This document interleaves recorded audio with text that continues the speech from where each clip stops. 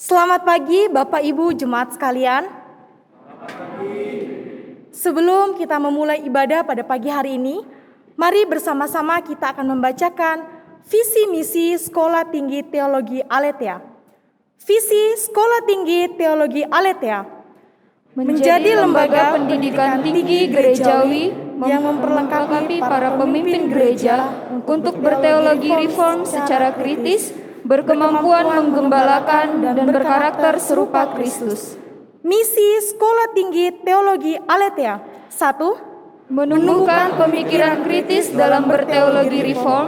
2. Mengembangkan kemampuan penggembalaan melalui pendidikan kepemimpinan hamba, servant leadership. 3. Membentuk karakter serupa Kristus melalui pemuridan.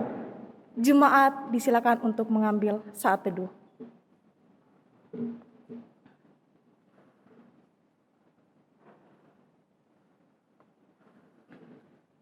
Pertolongan kita adalah dalam nama Tuhan yang menjadikan langit dan bumi dan segala isinya, dan yang tidak pernah meninggalkan hasil perbuatan tangannya, kasih karunia dan damai sejahtera dari Allah Bapa, Allah Putra dan Allah Roh Kudus menyertai kita sekalian. Dan menyertaimu juga. Jemaat sekalian, Kristus Tuhan adalah Raja dunia. Tidak ada yang dapat menandinginya. Karyanya begitu besar di dalam kehidupan setiap kita. Oleh sebab itu, kita sebagai umatnya sudah sepantasnya untuk memuji Dia, untuk mengagungkan Dia, bahkan kita sudah sepantasnya untuk menyembah kepadanya. Mari bersama-sama kita memuji Dia dengan menyanyikan lagu Kristus Tuhan Raja Dunia.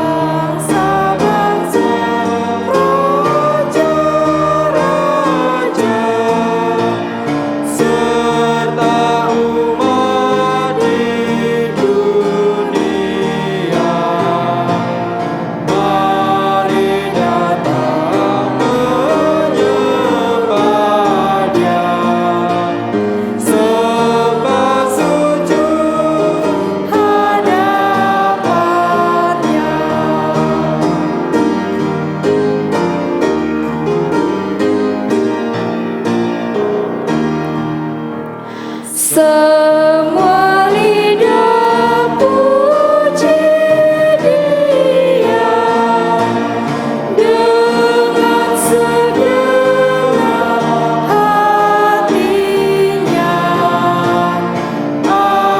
Anak-anak mensyurkannya dan lengkaplah pujiannya. Mazmur 113 ayat yang pertama hingga ayat yang ketiga dan ayat yang ketujuh hingga ayat yang ke-8. Haleluya! Pujilah hai hamba-hamba Tuhan, pujilah nama Tuhan.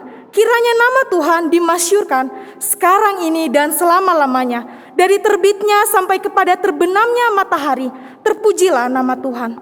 Ia menegakkan orang yang hina dari dalam debu dan mengangkat orang yang miskin dari lumpur, untuk mendudukkan dia bersama-sama dengan para bangsawan, bersama-sama dengan para bangsawan bangsanya.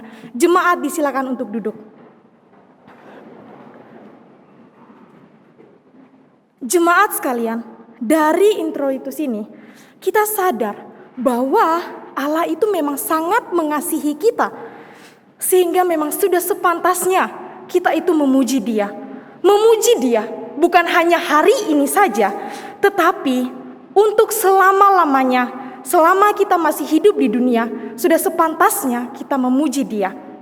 Tanpa kita sadari, di dalam kehidupan rohani kita, tentunya pasti setiap kita tidak pernah berjalan dengan baik di dalam kerohanian kita. Pasti ada naik turun, pasti ada belok-beloknya.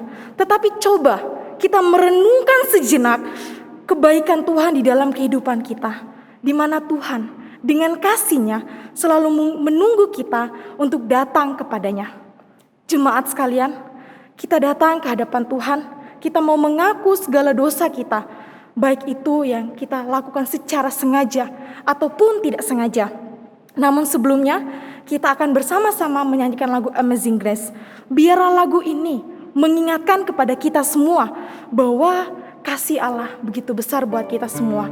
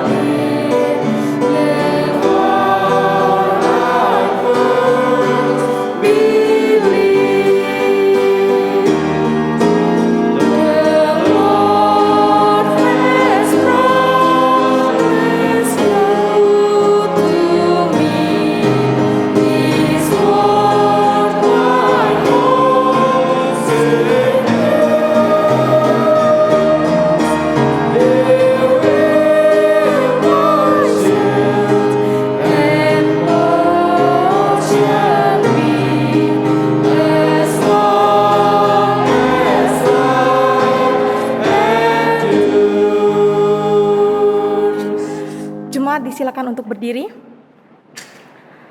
Saya memberikan waktu kepada jemaat sekalian untuk berdoa mengaku dosa di hadapan Tuhan.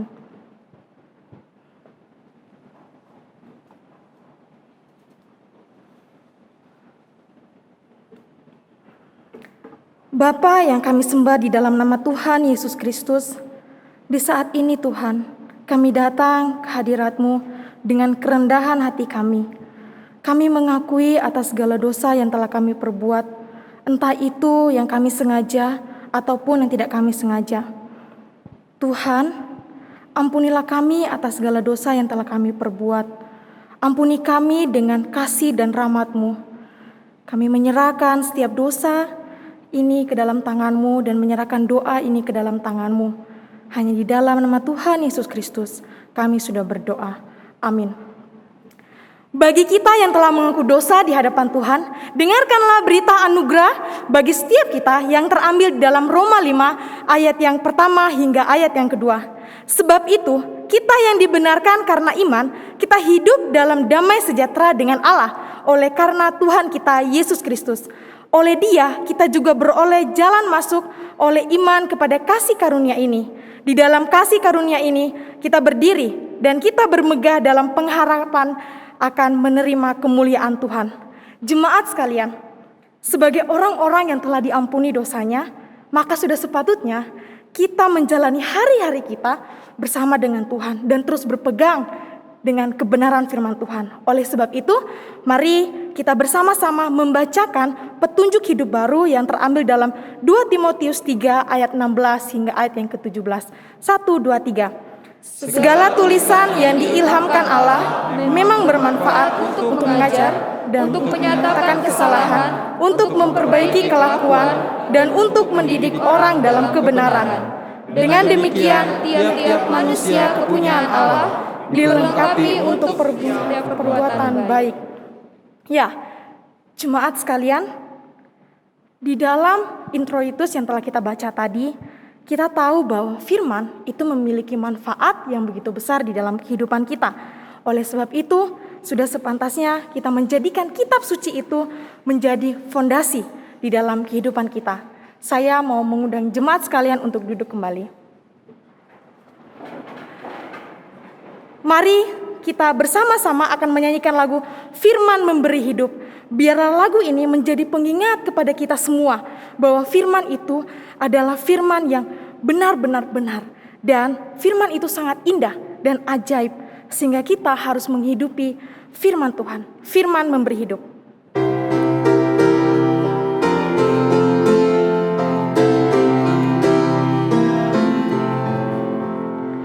Kitab suci firman Tuhan menyaksikan Kristus.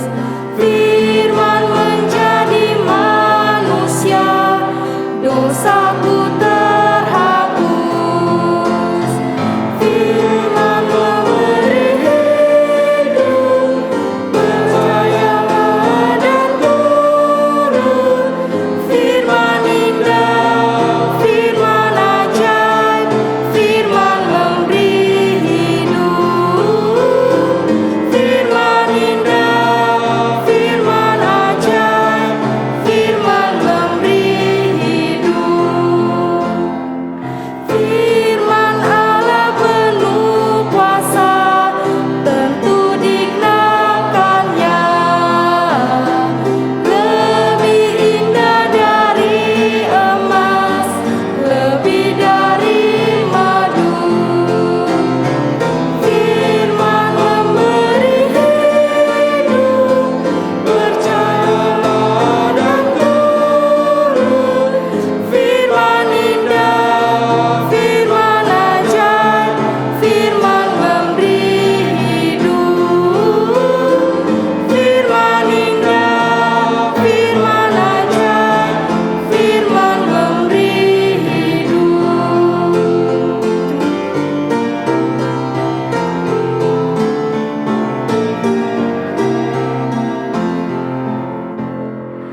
Tiap hari baca kitab dan selalu ku taat, dipimpin roh kebenaran, lebih kenal Tuhan. Firman memberi hidup, percayalah dan turun. Firman indah, firman ajaib, firman memberi hidup. Firman indah, firman ajaib, firman memberi hidup. Jemaat sekalian, mari bersama-sama dengan semua orang percaya di sepanjang abad dan segala tempat, mari kita mengikrarkan iman percaya kita seturut dengan pengakuan iman rasuli yang berbunyi demikian. Aku percaya kepada Allah, Bapa yang Maha Kuasa, Khalik langit dan bumi, dan kepada Yesus Kristus, Anaknya yang tunggal Tuhan kita, yang dikandung dari Roh Kudus, lahir dari darah Maria, yang menderita sengsara di bawah pemerintahan Pontius Pilatus, disalibkan, mati dan dikuburkan, turun ke dalam kerajaan maut. Pada hari yang ketiga, bangkit pula dari antara orang mati, naik ke sorga, duduk di sebelah kanan Allah, Bapa yang Maha Kuasa, dan dari sana Ia akan datang untuk menghakimi orang hidup dan yang mati. Aku percaya kepada Roh Kudus, gereja yang kudus dan am, persekutuan orang kudus, pengampunan dosa, kebangkitan tubuh, dan hidup yang kekal. Amin. Jemaat sekalian, kita akan masuk dalam doa syafaat. Kita akan berdoa untuk dua pokok doa. Yang pertama untuk Sinode GKT, lalu yang kedua kita akan berdoa untuk dunia. Dan saya akan memimpin doa syafaat ini. Mari kita berdoa. Tuhan, kami bersyukur dan berterima kasih kepadamu, di mana Tuhan masih memberikan kami kesempatan ada sampai saat ini. Tuhan, di saat ini kami datang kepadamu akan menaikkan beberapa doa kami. Kiranya Tuhan Engkau mendengar setiap doa-doa kami. Tuhan, di saat ini yang pertama kami mau berdoa menyerahkan untuk Sinode GKT, khususnya kepada orang-orang yang telah diberikan kepercayaan untuk mengambil bagian di dalam kepengurusan ini. Kami berdoa menyerahkan untuk penyusunan program dari BP Sinode. Kiranya semua yang diprogramkan ya Tuhan dapat berjalan dengan baik dan semuanya yang dilakukan itu untuk kemuliaan-Mu saja. Dan Tuhan, di saat ini juga kami berdoa menyerahkan untuk dunia ini, terkhususnya untuk pemberitaan Injil. Kami mau berdoa ya Tuhan untuk orang-orang yang terlibat langsung di dalam pemberitaan Injil ini, baik itu yang ada di kota ataupun yang di pedesaan. Tuhan, Engkau memberkati setiap mereka. Engkau Tuhan berikan mereka semua tubuh yang sehat supaya mereka semua dapat melakukan pelayanan ini dengan baik.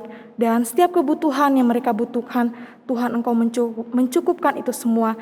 Dan kami juga mau berdoa ya Tuhan untuk setiap mereka di dalam berkomunikasi dengan orang-orang yang mereka injili ya Tuhan. Biarlah Engkau berikan mereka hikmat sehingga mereka dapat berkomunikasi dengan baik kepada mereka semua dan membangun suatu hubungan yang baik. Tuhan, kami menyerahkan setiap doa syafaat kami ini ke dalam tangan-Mu. Kiranya Tuhan menjawabnya seturut waktu dan kehendak-Mu. Terima kasih Tuhan. Di dalam nama Tuhan Yesus Kristus kami sudah berdoa. Amin. Jemaat disilakan untuk duduk kembali. Dan saat ini kita akan mendengarkan kebenaran firman Tuhan dari Pendeta Hengki. Waktu dan tempat dipersilakan.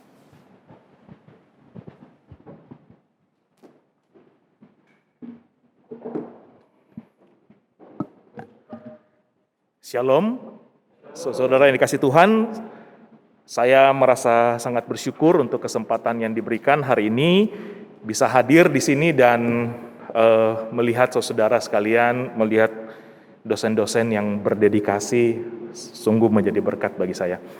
Mari sebelumnya kita berdoa ya. Bapa di dalam surga, kami memohon anugerah Tuhan bagi kami saat ini.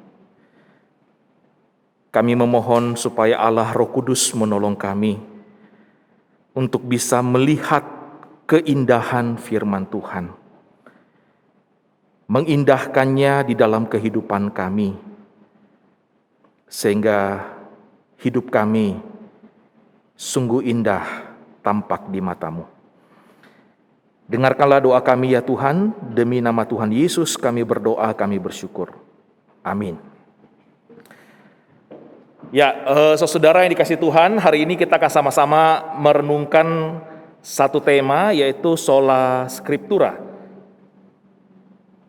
Saya berikan satu judul kecil, yaitu implikasinya dalam hidup beriman. Saudara yang dikasih Tuhan,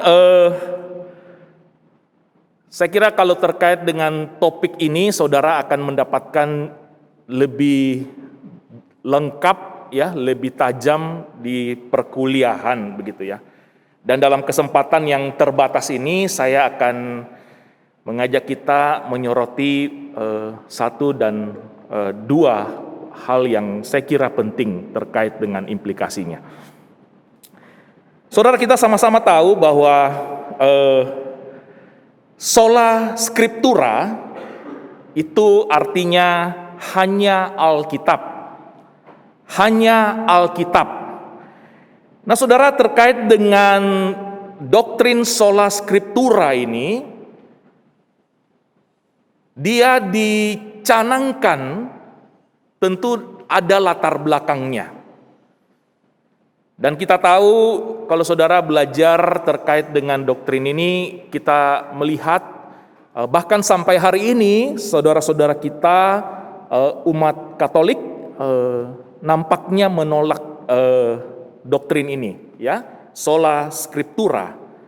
Jadi antara kita baik Kristen, Protestan maupun Katolik sebenarnya sama-sama mengakui bahwa Alkitab itu berotoritas.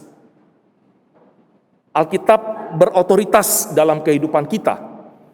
Tetapi yang adalah bahwa gereja Roma Katolik itu menambahkan bahwa selain Alkitab, sebagai satu otoritas yang tertinggi masih ada atau bersama dengan yang sama otoritasnya, yaitu tradisi gereja dan juga yang namanya magisterium.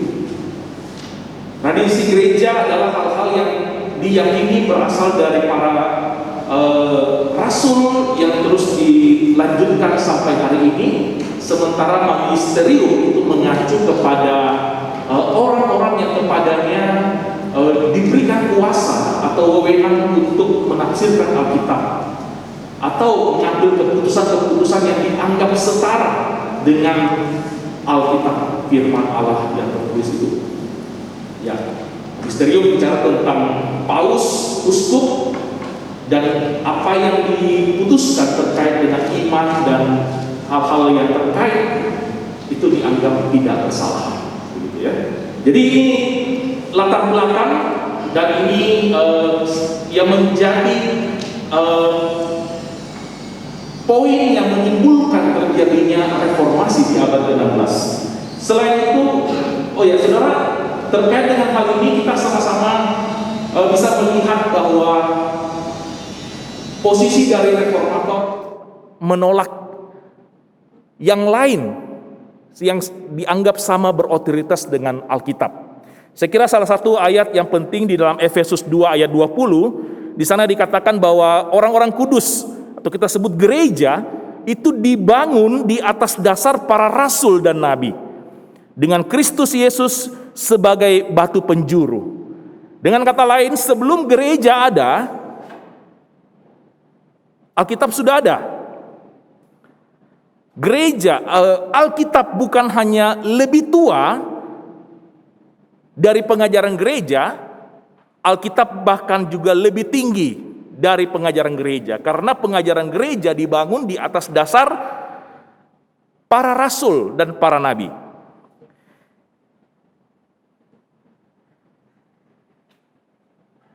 Saudara, terkait dengan posisi dari Paus, kalau kita membaca 95 dalil atau tesis Martin Luther, di sana jelas Martin Luther, Bapak Reformator, menolak bahwa Paus, dia menyatakan bahwa Paus tidak memiliki kekuatan ataupun kuasa untuk mengampuni kesalahan apapun.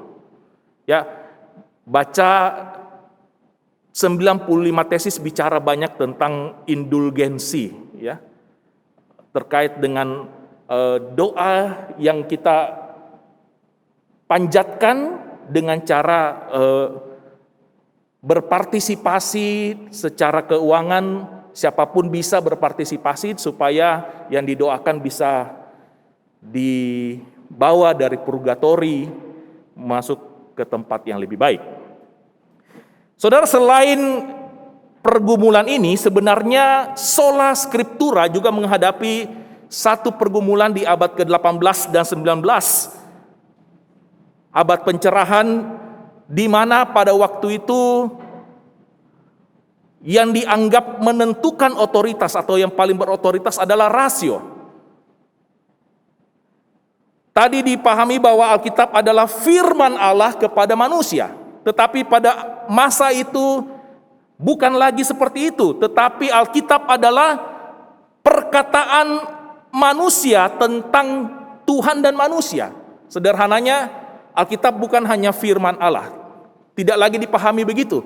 Alkitab adalah buku yang berisi firman Allah. Saudara, ini juga menjadi tantangan sehingga lahirlah doktrin sola scriptura. Tadi kita sudah membaca di dalam 2 Timotius 3 ayat 16 dan 17 bahwa segala tulisan yang diilhamkan Allah, tulisan yang diilhamkan Allah itulah Alkitab, dinafaskan oleh Allah sendiri. Dan hal ini saudara-saudara menegaskan bahwa Alkitab dan hanya Alkitab sendiri yang memiliki kata akhir untuk semua pengajaran dan juga kehidupan kita. Seluruh aspek kehidupan kita, siapapun dia, harus tunduk pada firman Allah. Saudara, inilah hal yang saya kira penting untuk kita sama-sama perhatikan, Dan dari sana kemudian saya mau ajak kita melihat sekilas tentang perjalanan gereja dari abad pertama, yang juga merupakan sebuah konteks lahirnya doktrin sola scriptura. Saudara, pada abad pertama sampai abad ketiga, kalau kita melihat di situ, gereja perdana itu berada pada posisi marginal. Gereja perdana itu pada waktu itu ada di pinggiran kekuasaan, miskin, lemah, dianiaya, lalu kemudian menyebar. Itu abad pertama sampai abad ketiga. Tetapi kemudian mulai abad yang keempat, di masa Konstantinopel, sampai abad ke-13, abad ke-16, kita bisa melihat sebuah perubahan di sana. Gereja bukan lagi menjadi miskin tetapi sangat kaya. Gereja menjadi sangat institusional, bukan lagi sebuah gerakan. Selama 13 abad itu gereja tidak lagi keluar tetapi fokus ke dalam. Selama 13 abad itu gereja yang dulunya miskin menjadi kaya, menjadi fokus kepada kekuasaan, bukan lagi kepada proses menumbuhkan murid.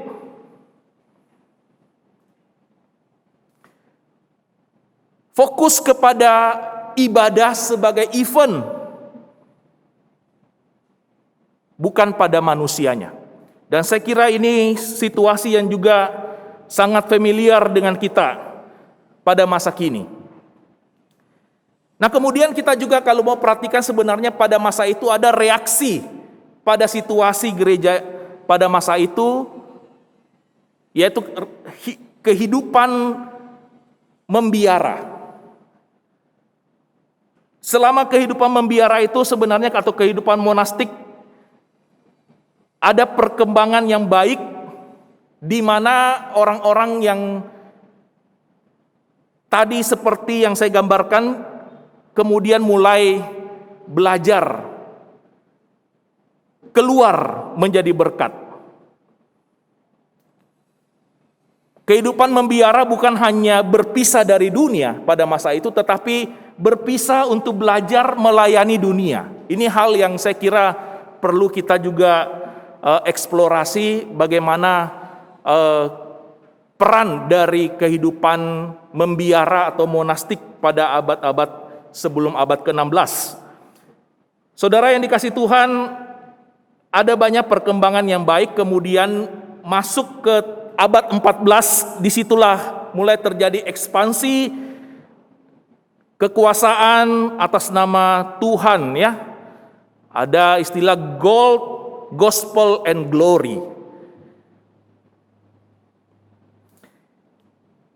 Lalu reformasi muncul. Jadi reformasi, saudara, merupakan sebuah perlawanan pada tirani, kekuasaan, dan korupsi atas nama Tuhan. Itulah latar belakang lahirnya gerakan reformasi. Jadi bukan persoalan pada kitab sucinya sendiri, tetapi pada kata hanya itu. Saudara yang dikasih Tuhan, dengan melihat ini kemudian kita bisa melihat satu poin yang penting, bahwa persoalan dari latar belakang lahirnya doktrin ini lebih banyak kepada faktor manusia atau budaya zaman pada waktu itu. Saya ingin mengutip dua tesis dari Martin Luther, tesis nomor 27, di mana dia berkata di situ, orang yang berkata bahwa jiwa seseorang terlepas dari api penyucian segera setelah uang dimasukkan ke dalam peti yang menimbulkan bunyi gemerincing, berkhotbah dengan gila. Lalu tesis nomor 28, dia berkata demikian. Sudah tentu ketika uang yang dimasukkan ke dalam peti menimbulkan bunyi gemerincing, ketamakan dan keuntungan mungkin meningkat. Tetapi doa syafaat gereja tergantung pada kehendak Allah semata-mata. Saudara, kalau kita membaca 95 dalil itu, saya hitung setidaknya 10 dalil bicara soal seperti begini, uang, saudara.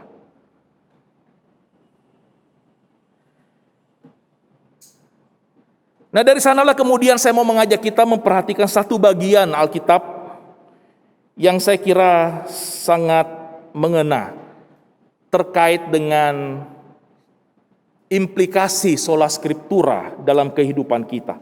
Mari kita buka Matius pasalnya yang ke-6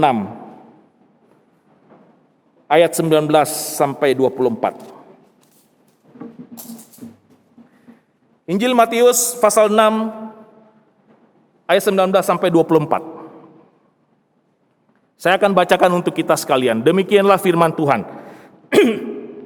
Janganlah kamu mengumpulkan harta di bumi ngengat dan karat merusakkannya dan pencuri membongkar serta mencurinya.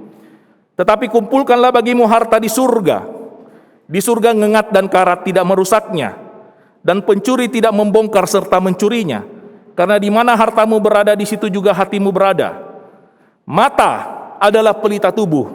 Jika matamu baik, teranglah seluruh tubuhmu. Jika matamu jahat, gelaplah seluruh tubuhmu. Jadi jika terang yang ada padamu gelap, betapa gelapnya kegelapan itu. Tak seorang pun dapat mengabdi kepada dua tuan. Karena jika demikian, dia akan membenci yang seorang dan mengasihi yang lain. Atau ia akan setia kepada yang seorang dan tidak mengindahkan yang lain. Kamu tidak dapat mengabdi kepada Allah dan kepada Mamon. Saudara, saya kira bagian ini relevan bagi kita untuk kita pikirkan. Karena nats yang barusan kita baca ada dalam sebuah rangkaian khotbah di bukit. Matius 5 sampai Matius ayat pasal ke-7. Nah, di situ kita bisa melihat bagaimana Tuhan Yesus membicarakan tentang yang namanya konstitusi kerajaan Allah. Bahwa setiap orang yang merupakan warga kerajaan Allah seharusnya mencerminkan kehidupan sebagaimana yang digambarkan di dalam ucapan berbahagia itu. Di dalam bagian ini kita juga bisa melihat bagaimana Yesus menyampaikan sebuah kesinambungan perjanjian lama. Saudara, Yesus bicara tentang firman Tuhan. Ada yang melihat peristiwa khotbah di bukit, Sermon on the Mount, sebagai sebuah kesinambungan, sebagai sebuah simbol dari peristiwa di Gunung Sinai. Di Gunung Sinai, Allah memanggil Musa dan memberikan firman kepada Israel, memberikan Taurat kepada Israel. Dan di gunung yang tidak disebutkan namanya ini, Yesus juga mengambil jarak dari orang banyak dan dia menyampaikan konstitusi, dia menyampaikan nilai-nilai hukum yang baru kepada warga kerajaan Allah, pada murid-muridnya. Saudara, menarik sekali kalau kita melihat di dalam bagian ini bahwa Yesus di dalam khotbah di bukit juga banyak menyinggung tentang kehidupan etis orang-orang percaya.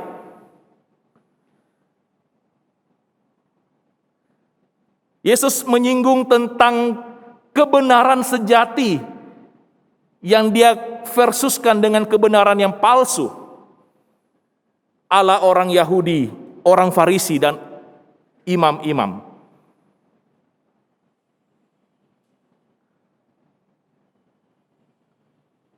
Yesus berkata bahwa hidup yang benar itu dari dalam, seperti garam, seperti terang, dari dalam harus beres baru keluar. Tetapi bagi orang Farisi tidak, yang paling penting adalah nampak di depan manusia. Maka Yesus menegur mereka, kamu itu loh, semua yang diminta persepuluhan, selasi, adas, manis, jintan kamu bayar.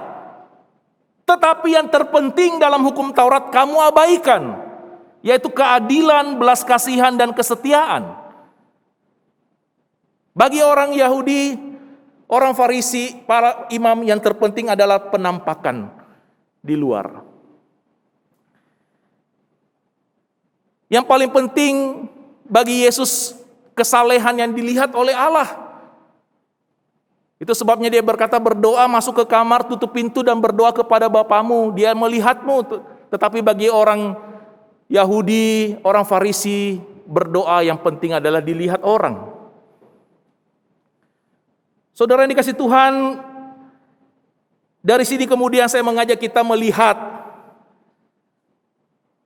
bagaimana seharusnya kita sebagai hamba Tuhan. Kalau kita melihat di ayat ke-24, saudara. Nah, maka kita bisa melihat di situ ada sebuah struktur kiastik yang begitu indah. Dari kata-kata kerja di sana kita bisa melihat dikatakan tidak seorang pun dapat mengabdi kepada dua tuan.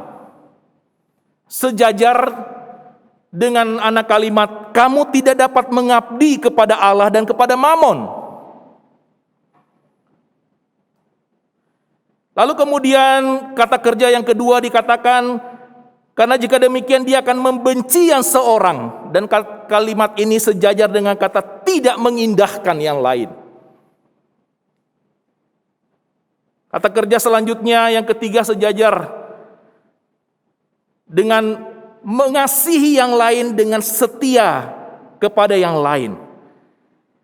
Saudara, implikasi dari sola scriptura bagi kita menurut saya adalah siapa yang menjadi tuan di dalam kehidupan kita. Dan kalau kita memutuskan, memilih Allah yang menjadi tuan, kalau kita katakan kita mengasihi Allah, maka itu berarti kita setia kepada Dia. Kita dituntut untuk setia kepada Tuhan. Kalau kita tidak mengindahkan Allah, itu sama dengan kita membenci Dia. Mengasihi Allah dan setia kepada Allah berarti kita membenci dunia ini dan tidak mengindahkan tawaran-tawarannya yang menyesatkan. Tidak ada pilihan yang lain. Saudara yang terkasih, Alkitab berkata, di mana hartamu berada, di situ juga hatimu berada. Siapa yang menjadi tuan di dalam kehidupan kita? Ini sangat penting bagi kita, saudara. Siapa yang menjadi tuan dalam kehidupan kita? Saudaraku, Allah saja, tidak dengan yang lain. Dia berkata, jangan ada padamu Allah lain di hadapanku. Di dalam pelayanan kita, saudaraku, kita harus benar-benar berhati-hati dengan hati kita. Benar-benar menjaga hati kita supaya yang bertahta di sana hanya Tuhan saja.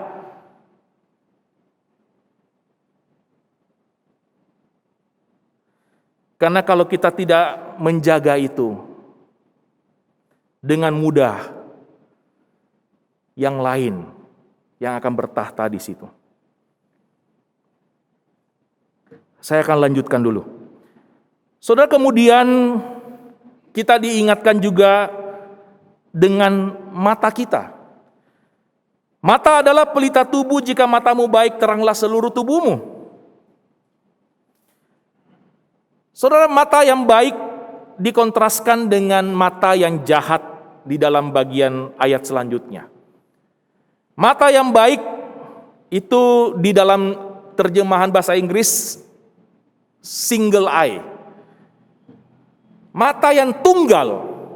Artinya saudaraku, mata yang murni, mata yang sederhana, ada satu kesatuan tujuan, kesederhanaan, tidak ganda.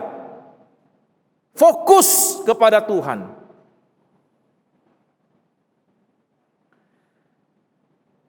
Saudara, mata kita ini terdiri dari dua komponen yang penting menurut saya. Yang pertama, organ mata kita itu sendiri. Yang kedua, cahaya. Kita butuh cahaya supaya kita bisa melihat dengan baik. Dan tanpa bermaksud mengalegorikan bagian ini, saya kira cukup masuk akal kalau saya menghubungkan bahwa kita membutuhkan firman Tuhan untuk menjadi lensa kehidupan kita. Satu-satunya yang menjadi standar kita untuk menilai segala sesuatu. Kita membutuhkan firman Tuhan.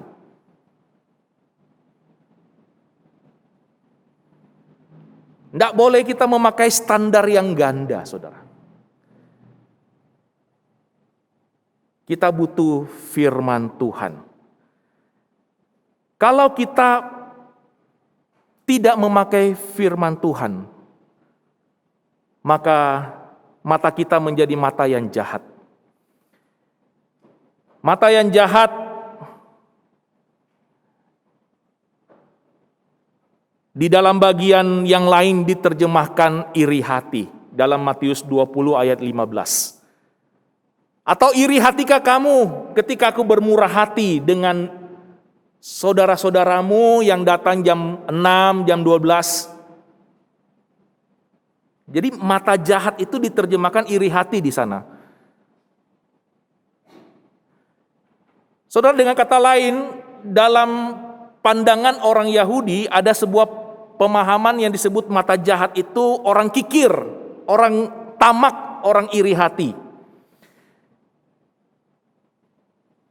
Saudara, saya mau menunjukkan bahwa mata begitu penting untuk melihat kebenaran firman Tuhan, tetapi juga melihat kebutuhan sesama kita. Saya selalu terkesan dengan hukum yang pertama dan hukum yang kedua. Ketika dikatakan hukum yang pertama adalah kasihilah Tuhan Allahmu dengan segenap hatimu. Udah fokus mengasihi Tuhan. Tetapi mengasihi Tuhan itu tidak bisa lepas dari hukum yang kedua yang sama dengan itu, yaitu mengasihi sesama kita. Lah bagaimana kita mengasihi sesama kita? Sudah segenap hati untuk Tuhan. Artinya saudaraku, kasih kepada Tuhan itu harus nampak dalam kasih kita kepada sesama kita. Allah saja satu-satunya sumber dan standar dalam kehidupan kita. Kita harus menjaganya dengan baik. Saya masuk ke yang terakhir, saudara. Janganlah kamu mengumpulkan harta di bumi. Jangan mengumpulkan harta di bumi. Jangan menimbun bagi dirimu sendiri harta di bumi. Nah saudara, bagian ini berkonotasi, ayat ini berkonotasi sebuah kesombongan, sebuah keserakahan, sebuah kekikiran. Dan itu semua bicara tentang egosentris. Orang sombong tidak akan merasa butuh Tuhan. Dia merasa dia cukup. Orang serakah tidak akan mau berbagi karena satu bumi pun kurang bagi seorang yang serakah. Dan orang yang kikir tidak akan berbagi juga. Karena begitu dia berbagi, dia punya akan merasa menjadi kurang. Saudara, Kalau kita tidak menjaga hati kita, Allah yang menjadi tuannya. Kalau kita tidak memakai firman Tuhan menjadi satu-satunya standar dalam kehidupan kita, sumber di dalam kehidupan kita, maka langkah kita akan menjadi seperti ini, saudara. Kita akan menjadi egosentris, dan egosentris itu akan berakhir dengan kecewa dan putus asa. Karena apa yang kita kejar adalah sebuah kesia-siaan. Saudara yang dikasihi Tuhan, saya ingin bercerita tentang beberapa hal yang saya kira mungkin bisa kita pikirkan bersama-sama. Di dalam pelayanan kita di gereja, saudara, kita harus benar-benar bisa menjaga hati kita.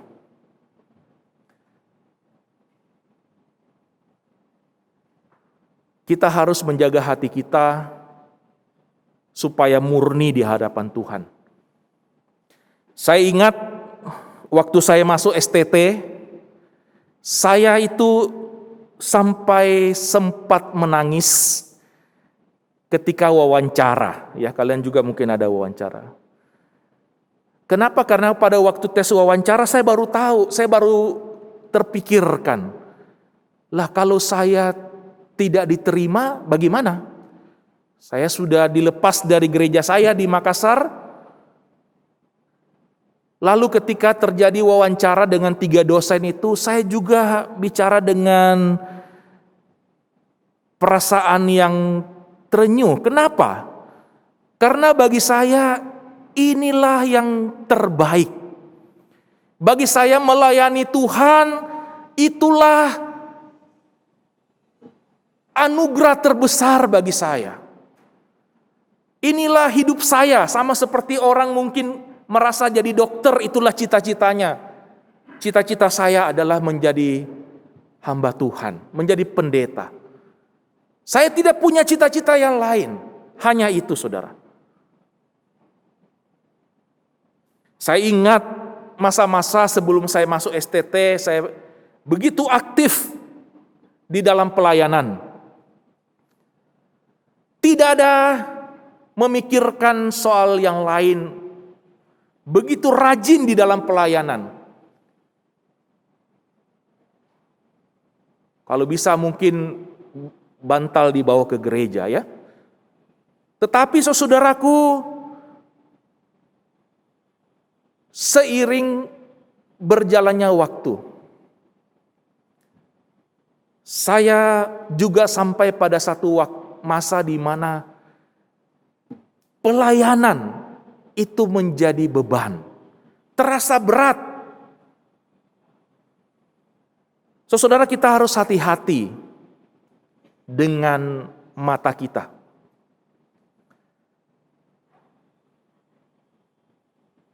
Begitu kita lihat ke samping, ke kanan, ke kiri, lalu kita mulai merasa diri kita banyak kurangnya. Kita harus menjaga baik-baik hati kita. Karena kalau kita tidak menjaganya, yang tadinya punya semangat yang habis-habisan untuk Tuhan, tidak hitung-hitungan, kemudian akan menjadi orang yang hitung-hitungan, tidak lagi habis-habisan. Di dalam pelayanan, ada hamba-hamba Tuhan yang merasa nyaman dengan jabatan, lalu berusaha mempertahankannya sekalipun dengan mengorbankan orang lain.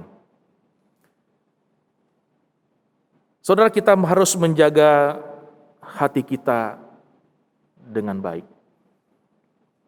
Di dalam pelayanan kita juga akan berjumpa dengan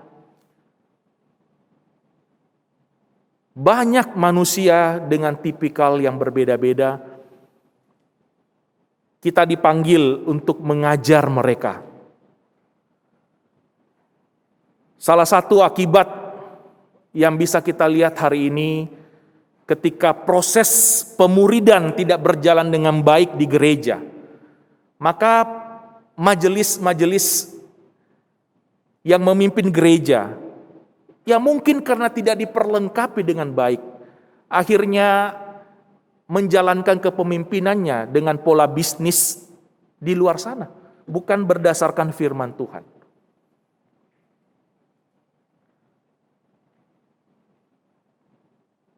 Saudara, kita harus hati-hati dengan faktor budaya. Kita masuk ke gereja, kita pasti akan bertemu dengan banyak budaya yang berbeda. Pendeta Daniel Lukas Lukito almarhum ada mengingatkan kita melalui tulisannya, jangan sampai sola scriptura itu tergantikan dengan sola cultura. Kita masuk dalam pelayanan, kita dipanggil untuk menjadi relevan. Kita harus berusaha menjadi gereja yang relevan. Tetapi hati-hati jangan sampai demi relevansi kita mengorbankan kebenaran firman Tuhan. Kita menjadi orang-orang yang lebih cenderung menyenangkan manusia daripada menyenangkan Tuhan.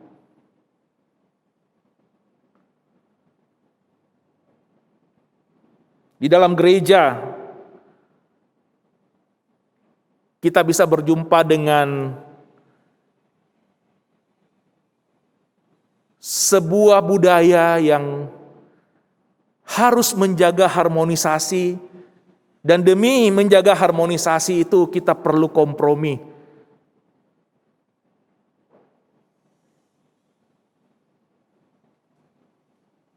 Tidak lagi melihat pada firman Tuhan. Kita berjumpa dengan pola yang kapitalistik. Lu kalau nggak ada duit jangan jadi majelis, nggak didengerin.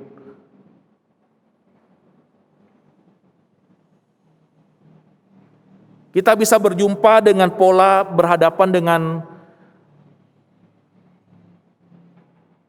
rekan yang mungkin akan melihat hamba Tuhan tidak lagi seperti nabi, tidak lagi seperti pemberita firman Tuhan, tetapi seperti karyawan di tempat usaha mereka. Dan saudara dan saya, kita betul-betul dipanggil untuk menjaga kemurnian panggilan kita.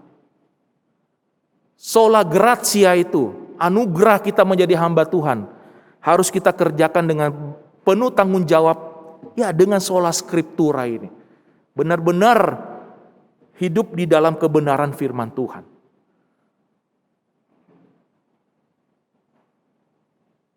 Kita akan berhadapan dengan orang-orang tertentu yang dianggap berkuasa. Dan kita dituntut untuk bersikap dengan tepat. Saya kira ini penting sekali kita jaga, saudara. Mungkin yang saya agak berbeda dengan dosen saya adalah bahwa benar kita harus menjaga kemurnian doktrin kita, tetapi pada saat yang sama, sola scriptura, sebagaimana yang kita baca tadi juga menggariskan bagaimana hubungan kita secara horizontal kepada sesama, dan kita dituntut untuk bisa melakukannya dalam kehidupan kita.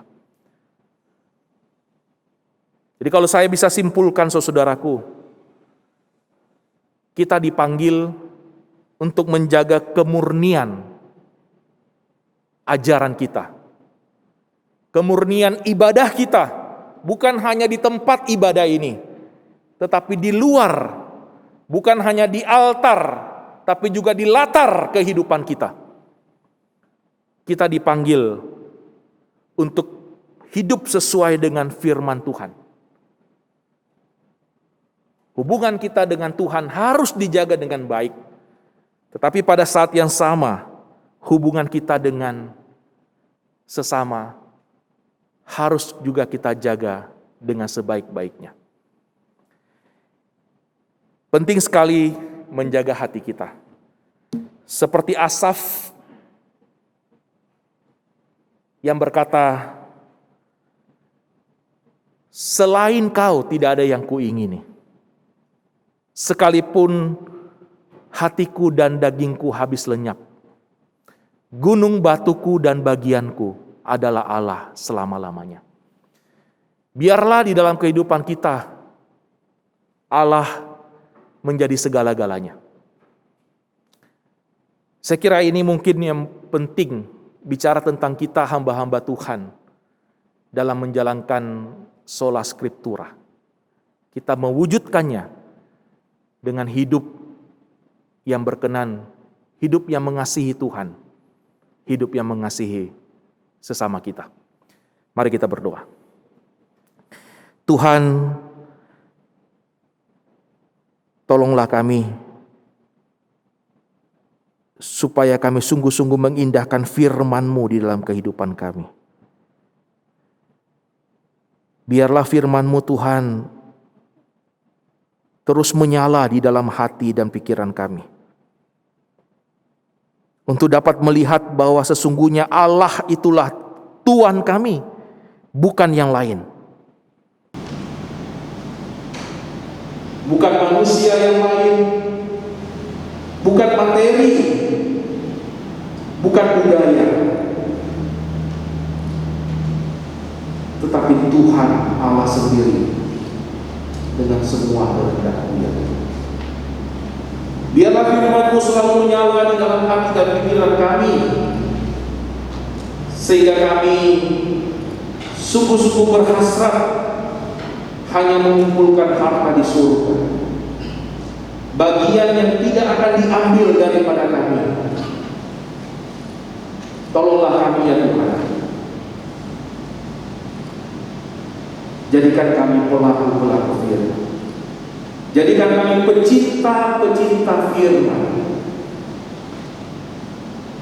Demi nama Tuhan Yesus kami berdoa. Amin.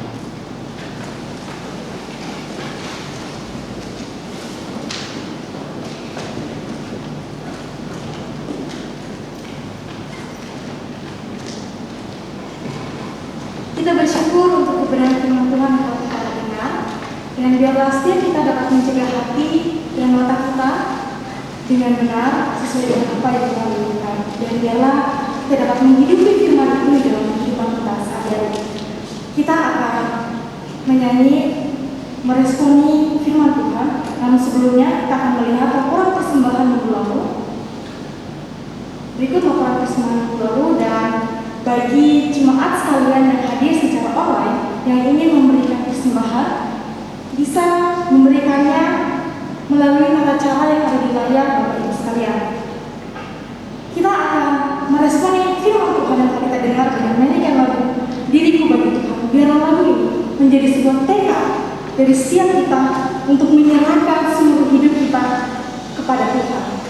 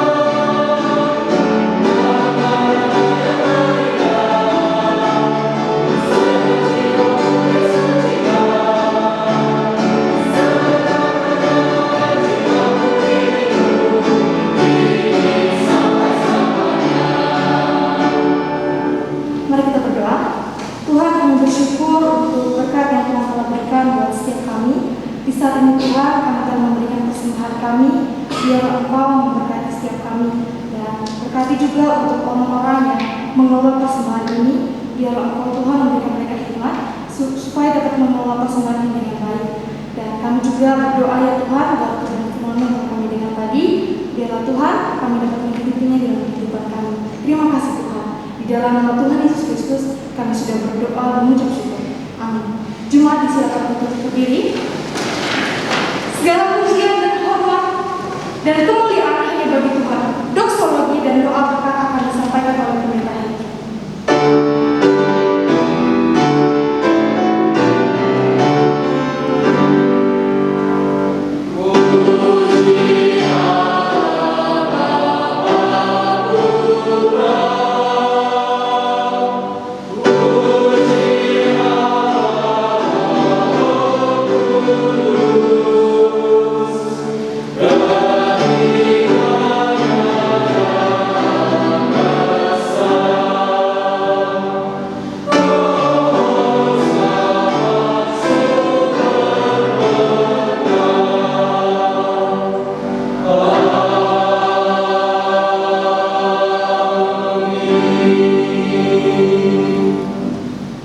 Jemaat yang dikasih Tuhan, marilah kita melanjutkan aktivitas kita. Lakukanlah firman Tuhan. Kasihi Tuhan Allahmu dengan segenap hatimu. Kasihi sesamamu manusia seperti dirimu sendiri. Dan terimalah berkat dari Tuhan. Kiranya damai sejahtera dari Allah Bapa kita, anugerah selamat di dalam Kristus Yesus Tuhan kita, penghiburan dan pengharapan di dalam Allah Roh Kudus akan beserta dengan saudara-saudara sekalian dari saat ini sampai Maranatha Tuhan Yesus datang kedua kalinya. Amin.